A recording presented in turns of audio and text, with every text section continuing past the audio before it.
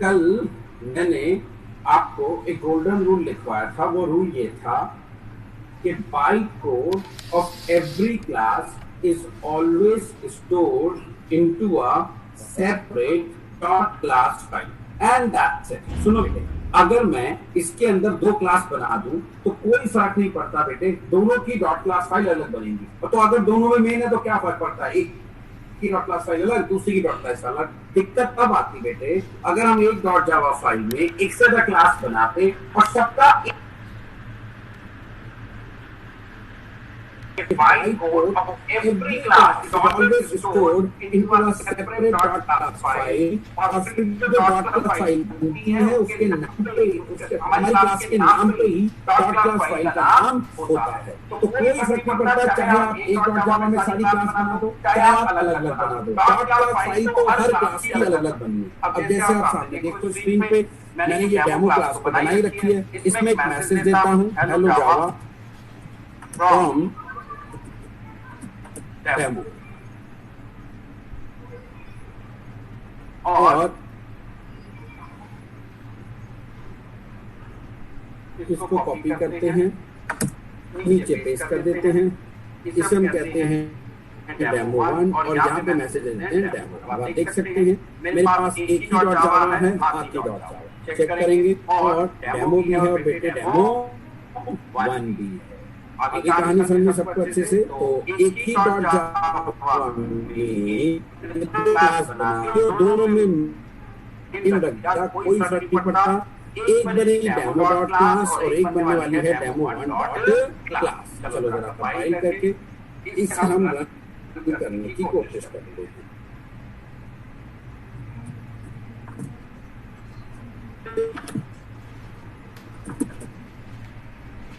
Correct, मैंने इसे compile किया। अच्छा हाँ, एक काम करके दिखाता हूँ मैं कल से दोबारा से। देखो मैंने कमांड दे रहा हूँ डेल स्टार डॉट क्लास। इससे क्या होगा, इस फोल्डर की सारी डॉट क्लास फाइल डिलीट हो गई। अब मैं फिर से कंपाइल करता हूँ और आपको दिखा भी देता हूँ dir चला के। अब इसमें कोई डॉट क्लास फाइल नहीं है। ये देखो जो भी डॉट क्लास फाइल बनेगी वो हमारी हाथी डॉट जावा को कंपाइल करने पर बनेगी। लिखा हुआ है साफ साफ फाइल नॉट फाउंड। नाउ किसी का शोर आ रहा है, बंद कर लो। आप अपने आप को क्यों परेशान कर रहे हो?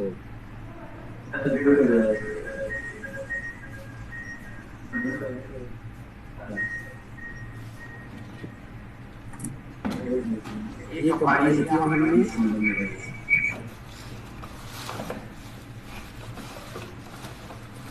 अब चेक करते हैं, ये देखो एक ही डॉट क्लास फाइल बन गई, एक डेमो और एक डेमो वाला।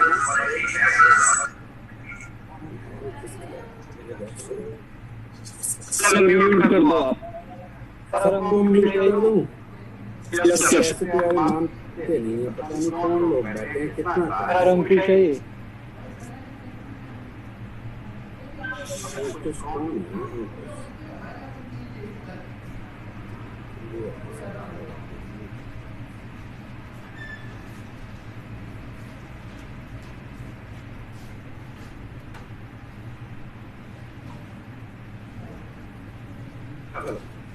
अब देखो मेरे बच्चों, दो क्लास फाइल आ गई। और अगर मैं जावा के सामने लिखता हूँ देखते डेमो, तो देखो आउटपुट आएगी। अगर मैं लिखता हूँ डेमो एंटर करता हूँ तो आता है हेलो जावा फ्रॉम डेमो। कोई दिक्कत वाली बात नहीं है, आप एक जावा में बहुत सारी डॉट क्लास फाइल रख सकते हैं, कोई टेंशन नहीं, कोई दिक्कत नहीं। ठीक है साहब, और सब में मेन रखा जा सकता है क्योंकि सबकी डॉट क्लास फाइल अलग अलग बनती है, हमेशा इस बात को याद रखें। चलो अब एक और इंटरव्यू क्वेश्चन डिस्कस करते हैं। तो काफी ज्यादा इंटरव्यू में पूछा जाता है और वो क्वेश्चन ये है